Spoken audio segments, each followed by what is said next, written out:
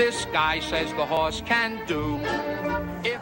Hello, racing fans, and welcome back to another edition of Handicappers Corner, brought to you by the Derby Bar and Grill. I'm Mike Hedges, along with Drew Forster. Go through the Sunday, October the 8th races at Hastings.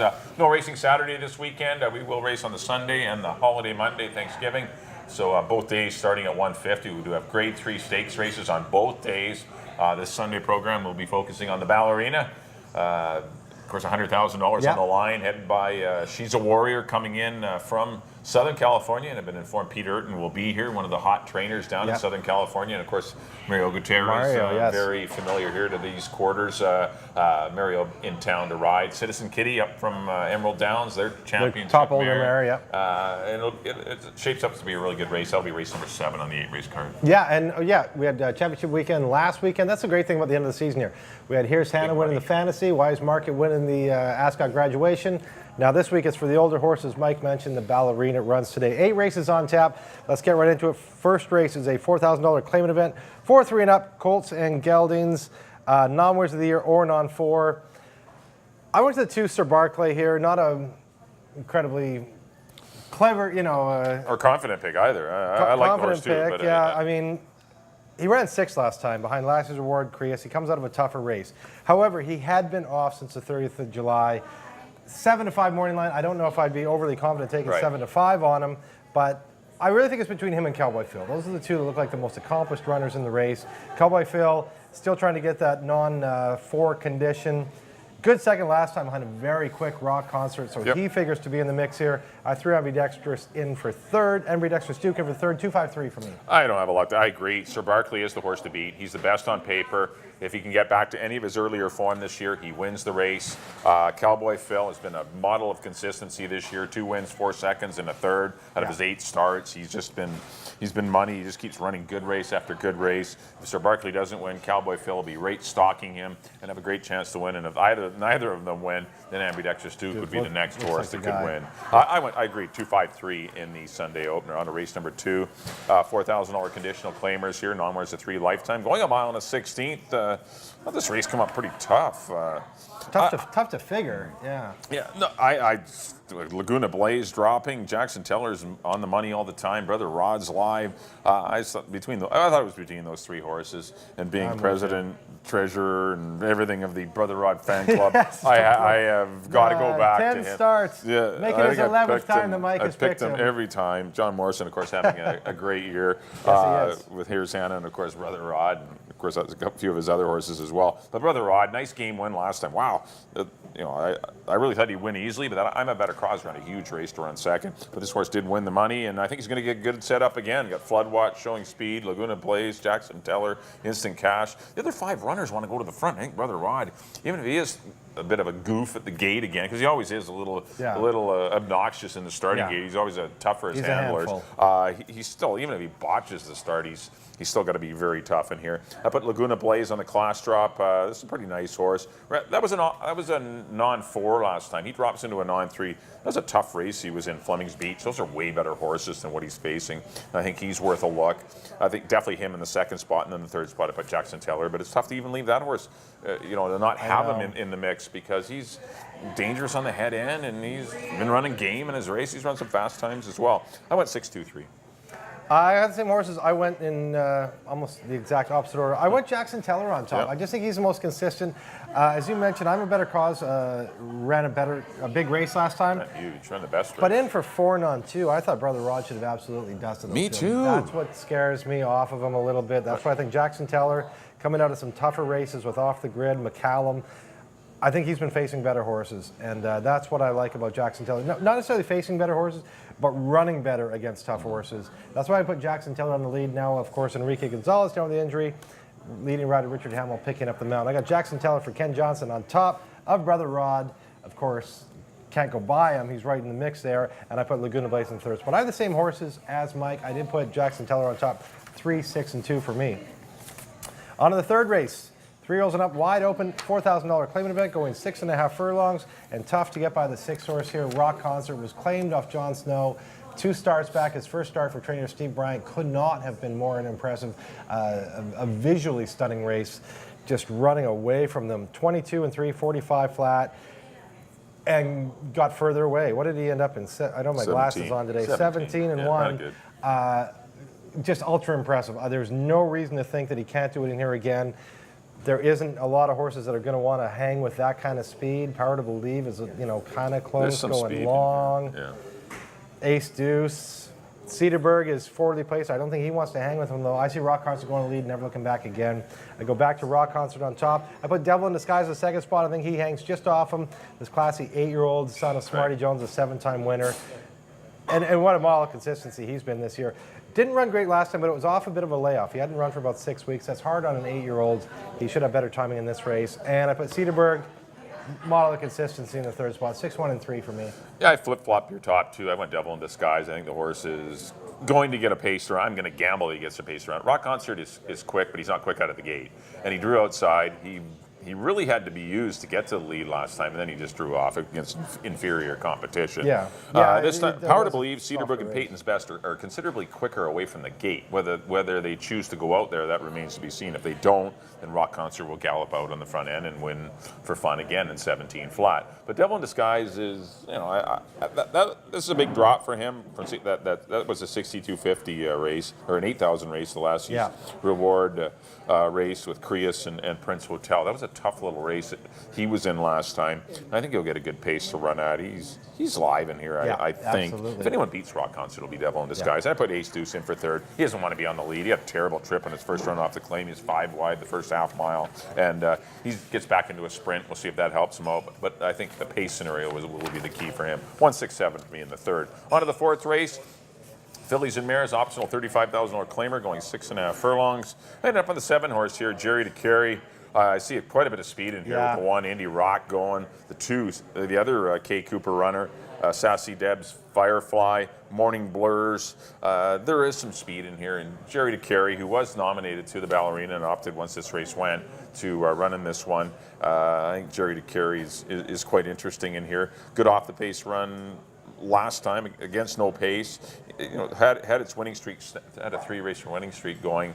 Obviously a couple of last 2 races, one in the King County against some way better horses, and last time out, just the flow of the race didn't help the horse at all. I think the flow of the race will help. I think it's going to be speed, going to settle in behind David Lopez, perfect at rating horses. I think Jerry to Carry's live. Put the 3-horse Morning Blurs will be your heavy favorite probably. This is a 3-year-old filly attacking older, but did the job last time. Did get away with some very comfortable fractions last time. Got a half in 46. That's pretty comfy. Not going to get, I don't think she's going to get that in this particular race, especially when you got a horse like Indy Rock that went 44 and change. So things are a little different for Morning Blurs, but I still respect her. And I put the 4-horse Quattro Cat, another one coming up from Emerald Downs.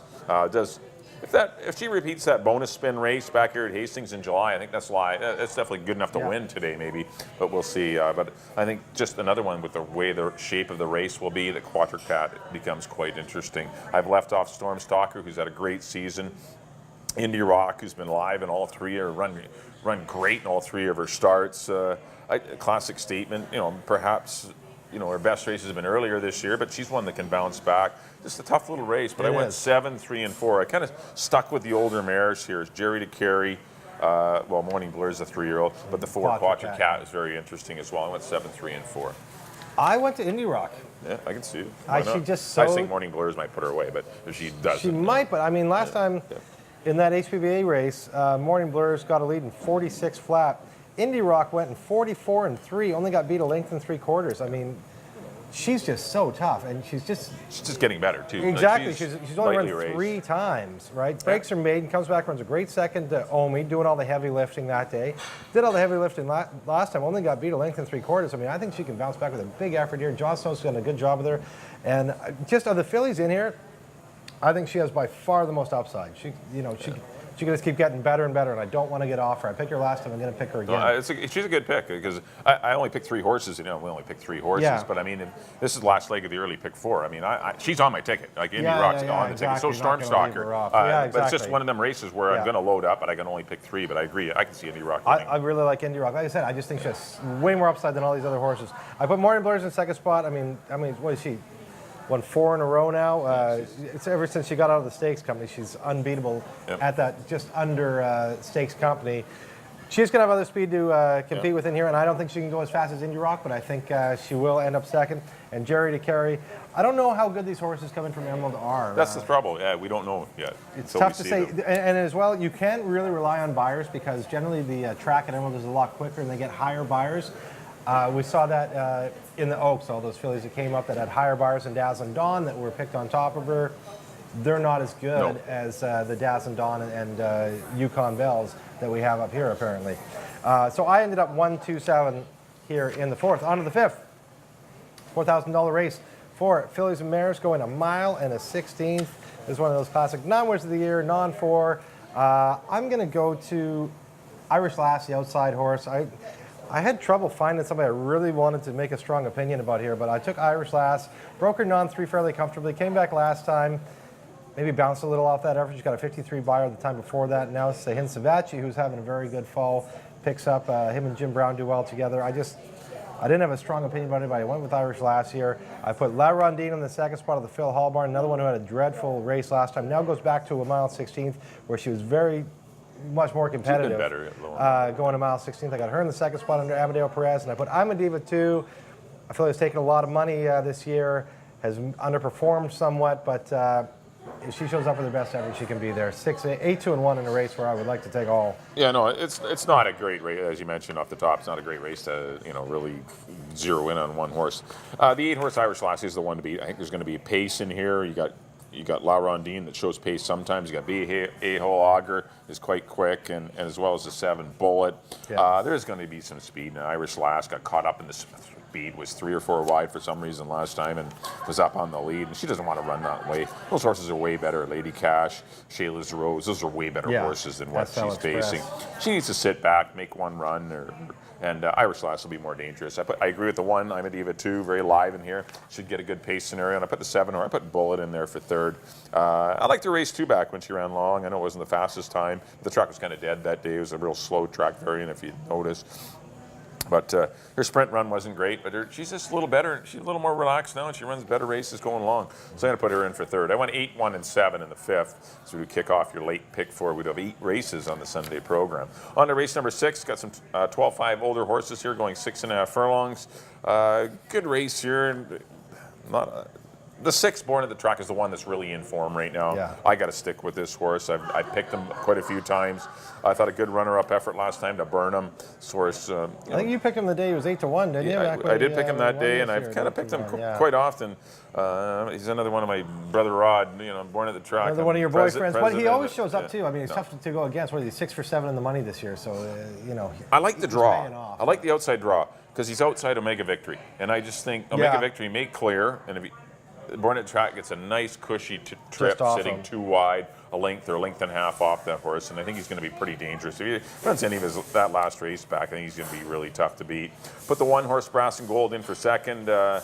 Classy veteran, got off to a good start this year with a great 3rd, but things have kind of, he's tailed off, and he didn't care for the off-going last time, but he's a horse that on the right day, he's down at a level where he should be dangerous. And I put the 4-horse Liquid Metal, another one out of the Barb Heads barn, in for 3rd. I had a pretty good 3rd-place run behind Burnham and Born at the Track last time, even though he is a conditional non-3. But 6-1-4. Yeah, that was a quick heat last time. Born at the Track ran good. He's the horse to beat, Born at the Track. I left out off the top after the conflict, who's in decent form. Omega Victory's kind of tailed off a bit, but it has speed and going to get a blinker change.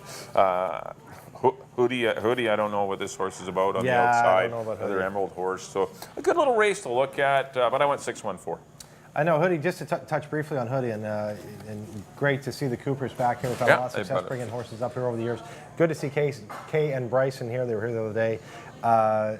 Great that they're helping us fill the end of the meet. I want to watch. I'm thinking of watch and see approach. The last time. They got a chance for a couple starts, these horses. They're starting this week, because we don't close for 2 more weeks. And at least you got a chance in 2 more weeks to run back. And if these horses are right there and running, then I feel comfortable taking more horses that are coming from Emerald. I agree with you. I got Born at the Track on top. I mean, that was a monster race behind Burnham, who was an easy winner last time in 1:16-4. This guy was only a couple behind him, what was he, length and a quarter behind him, so he ran at 17 flat. He ran on the pace too. Burnham got a pretty nice exactly. trip. He did all the heavy lifting in 45 flat. Born at the Track on top, definitely the horse to beat in here. I put after the conflict in the second spot. This guy's been extremely consistent this year. 6 starts, 4 of them in the money, all the $16,000 level. Then he ran for 25. Then he was off for about 6 weeks. Excuse me. Ran a little flat in that HPBA race. I'm going to give him that one. I think he runs better now off the layoff. He can rebound with a better race. After the conflict for me in second, and I agree, Liquid Metal, very live in here off a good effort. Only beat 3/4 of a length behind board on the track last time. He was right there. He made the same move as Burnham. Couldn't quite catch board. Yeah, he was helped by the pace fractions, but still, he ran on well. No, he's live in there. I went 6, 3, and 4. In the 6th, on to the 7th, the Grade 3 Ballerina for fillies and mares. $100,000. Our championship race here at Hastings for the fillies and mares. It's been kind of a mixed bag here at Hastings this year. Different horses taking turns winning. We've seen Notice the Jewel, who was a $16,000 conditional claimer, win that race. First time going long this year. Then win 2 more. But she was a filly that was running for 16, so I'm going to take some invaders. I'm going with She's a Warrior. Peter Yurton, as you mentioned, a top trainer down in the Southern California circuit, brings up our hometown boy, Mario Gutierrez, in to ride She's a Warrior. Won an optional 62 at Santa Anita back in April. That would be good enough to win this race. Then she went into a Grade 3 with Gary Stevens aboard, ran 5th. Only beat a couple of horses home. Then again, in midsummer in July 27th, kind of an even at 62.50 level. I think the fact that she's been off for a while, been training forwardly for this, she's in great hands. She's in great hands with Mario. And if she can repeat any of these, previous kind of 81, 83 buyers, I think she's going to be too much of a handful for the local fillies. I've landed on She's a Warrior. She can go long on the lead. It looks like she's somewhat versatile too. She's breaking from the 5-hole. And Mario knows this track like the back of his hand. I got She's a Warrior on top. Citizen Kitty coming in from Emerald Downs. As Mike mentioned off the top, their older mare won the Boeing, then won the Emerald Distaff by a length and a quarter under Julian Couton. Good second behind 86 Slew in the Washington Cup Fillies and Mares stake. Another one that's getting 82, 85 buyers. I know those buyers at Emerald are higher, but the fillies here will be getting high 60s. That's quite a disparaging difference. So I put Citizen Kitty in the second spot with David Lopez aboard, another guy who knows this track well. And third spot, I'll go with Notice the Jewel, as I mentioned. She's won 3 in a row. Bill McLaren's done a great job with her. A couple of scary invaders in here for her, but she is shown to be the best of the rest of the local contingent in here. Absolutely stamping that last time, I thought, with a really impressive run ahead of Victress. Her in the third spot. I went 5, 2, and 4. Yeah, I agree with She's a Warrior. I mean, I don't love the horse. I want to see the horse. It's not here yet. The horse is not in Vancouver yet as of Thursday and hasn't trained here. Not crazy about that, but still, the horse has been off for quite a while. Does have, obviously, he's been running in classy races. You got Songbird on her form. You have graded stakes races on her form, and she's obviously a very classy filly, but she hasn't had the best of 2017 campaigns. Obviously, something's gone off the rails a little bit. Not sure why she's here, but she is, and it's great to have Peter Yurton here. He's one of the top trainers down in Southern California, and he actually is coming up for the race as well. And it'll be interesting to see how she does. But she is, if she fires her A race, which we'll see if it is her A race, she wins the money. I don't think there's anyone that can beat her. I agree. Citizen Kitty. She's been here for quite a while. She's been here for 2.5 weeks anyway. She's worked quite nicely over the track, and David Lopez was aboard for that workout for Citizen Kitty. She had a lot of trouble in her last race in the Washington Cup race. She should have won that day. She was severely impeded at a couple of different spots, but prior to that, she was money and winning quite easily. So I agree with the shippers of the two, or the Look like the two. Of the locals, I like the 3 Yukon Bell. I thought that time the Oaks was faster than the Notice the Jewel race by quite a bit. I thought the 3-year-old fillies are a little better than the older mares, but we'll see. And she gets a bit of a break in the weights, says Yukon Bell, where Notice the Jewel and everyone else has to pack 122 pounds. But Yukon Bell hasn't missed the board in her life, and she's always money. She has speed too. I like the fact that she tactically could be in play, and that could help her out. I went 5, 2, and 3 in the Ballerina. On to the 8th and final. We do have maiden $4,000 Colts and Geldings going 6.5. Not Colts and Geldings. I actually have one filly in here going 6.5 furlongs. And I ended up on the 6th horse. Who is this? King Blue. King Blue. I lost the other half of my go, form. There it is. King Blue. Yeah, there's a lot of speed in the race. King Blue. The 1 goes, the 2 goes. The filly Gold Girl likely goes, and King Blue's going to get a great setup. Horse really woke up on the class drop line. Well, actually, a class drop will do that. Yeah. Going from 40 to 4, you eliminate a zero off your claiming price. But King Blue looked really good last time, and I think he's sitting on a win. I put the one horse second time around. He did a lot of battling last time and still held on well to be on the board. And I put the 4 horse Last Bloom. I'm not going to give up on. Had a lot of chances, but still a little flat last time after shortening up to 6.5. But once again, I think he's a horse with the right running style that may run into the placings to complete the triactor. But for winning the race, I really like the 6 King Blue and the 1 second time around. I'm with you. 6 I went with King Blue on top. Unlucky to lose last time. I thought a really good move. Couldn't quite get to Cherokee War Chant. Now moves to David Lopez. That is a significant rider change. David Lopez having a very strong year, and him and Maven team up well together. So I got King Blue on top of Act Up. I'm not quite sure what happened last time. Neither do I. Pulled up and then seemed to be okay. And now Lopez goes to King Blue. Scott Williams gets a leg up from trainer Glenn Tuttleboard. Act Up. I'm not giving up on him. He was well back last time. I'm going back to Act Up in the second spot. And second time around, one of these days he's going to break his maiden. He's been really close for trainer Anita Bolton.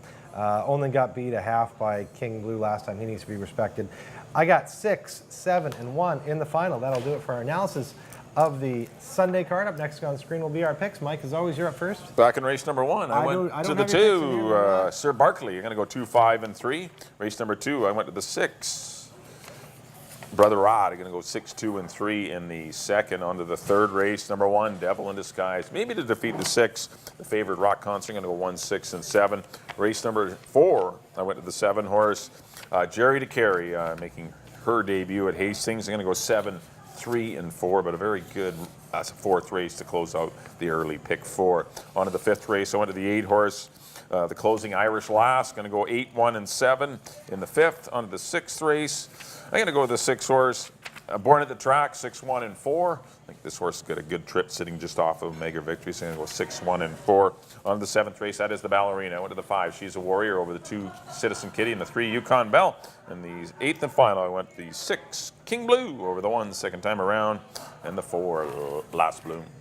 On my picks, there we go. Back in the first, I went to the, thank you, Mike. I left my glasses at home today. I went to the 2, Sir Barkley, over the 5, Cowboy Phil, and the 3, Ambidextrous. The second race, I went to number 3, Jackson Teller, over the 6 and the 2. In the third, I went to the very fast number 6, Rock Concert, over the 1 and the 3. In the fourth, the half-sister to Rock Concert, Indie Rock, number 1, over the 2 and the 7. In the fifth, I agree with Mike on number 8, Irish Lass, over the 2 and the 1. Again, I'm with Mike on the 6, in the 6, Born at the Track, very quick horse, over the 3 and the 4. In the 7th, I'm going with my good friend Mario Gutierrez to win the Grade 3 Ballerina aboard She's a Warrior, over the 2, Citizen Kitty, and the 4, Notice the Jewel. And in the nightcap, I'm with Mike on number 6, King Blue, over the 7 and the 1. Well, thanks everyone for tuning in to Handicappers Corner. Just a quick reminder, of course, we have the Monday holiday program card that starts at 1:50. We do have 8 races on tap, headed by the BC Premiers Grade 3 event. It's going to be a lot of fun. Got Killamy Smalls back in town to defend from Alberta. Aaron Ryder's in town to ride Highway Boss is the morning line favorite. Killamy Smalls is slight second choice in the morning line, as well as a host of local runners. It's going to be a really good race. A mile and 3/8 is the distance, but 8 races on tap on the Monday afternoon program. They'll do it for this edition of Handicappers Corner. Thanks everyone for tuning in. Good luck in your Sunday wagers. If you can't make it out the track on Sunday, always, get here to the Derby Bar and Grill. Lots of food specials, drink specials, and as well as all the monitors on all the great simulcasting, as well as Hastings will be on the big screen. On behalf of Drew, thanks everyone for tuning in. We'll see you next time here on Handicappers Corner.